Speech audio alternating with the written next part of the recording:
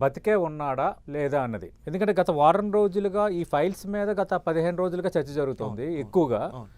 కానీ గత వారం రోజులుగా కొన్ని రిపోర్ట్స్ ఆధారంగా అతను బతికే ఉన్నాడా లేదా, లేదు ఇజ్రాయెల్‌లో తలదాచుకుంటున్నాడు, ఇజ్రాయెల్ ఆశ్రయం ఇచ్చింది అంటున్నారు.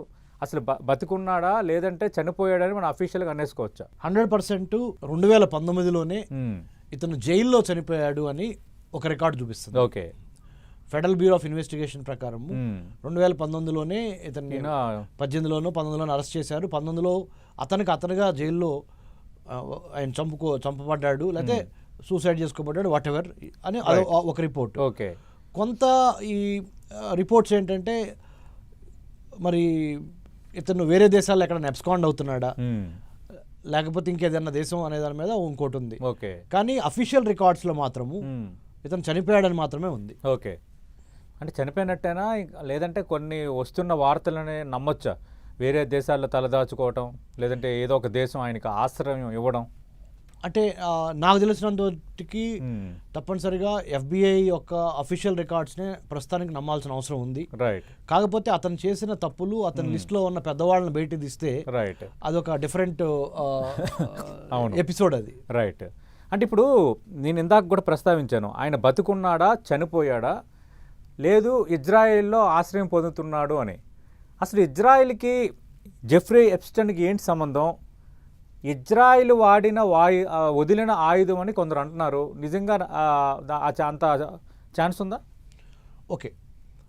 అమెరికన్ జూయిష్ లాబీ, అమెరికాలో మోస్ట్ పవర్ఫుల్ లాబీ ఆర్గనైజేషన్ ఏదైనా ఉందంటే అమెరికన్ జూయిష్ లాబీ. దాన్ని ఐపెక్ అంటారు. Okay. America Israel public affairs committee, AIPSC. Okay. ఈ ఐపెక్ అనేది the most powerful lobby organisation working for pro Israeli policies in the United States. యుఎస్లో కూర్చొని ఇజ్రాయెల్కి support చేసే విధంగా అమెరికన్ గవర్నమెంట్లు ఇన్ఫ్లుయెన్స్ చేయడంలో నెంబర్ 1గా ఉంది ఈ ప్రో ఇజ్రాయలీ ఐపెక్, ఏఐపిఎస్సి. అమెరికాలో లాబీ చేసుకోవటం అనేది రిజిస్టర్డ్గా, న్యాయబద్ధంగా ఎవరైనా ఏ పాలసీ కోసమైనా లాబీ చేసుకోవచ్చు. ఓకే. ఇండియాలో ఇంకా ఆ సౌకర్యం లేదు మనకి. మనం పార్లమెంట్లో పాలసీలు లాబీ చేయడానికి లాబీ గ్రూపులు పార్లమెంట్ బయట పనిచేయవు.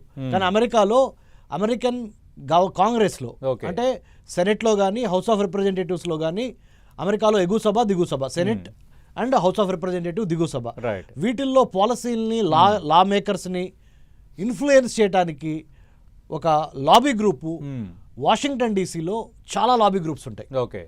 ఆ విధంగా చూసినప్పుడు ఈ ఇజ్రాయెల్కి సంబంధం ఉందా? ఇతను జూయిష్ యొక్క ఆరిజిన్ కదా, అంటే యూదుడు.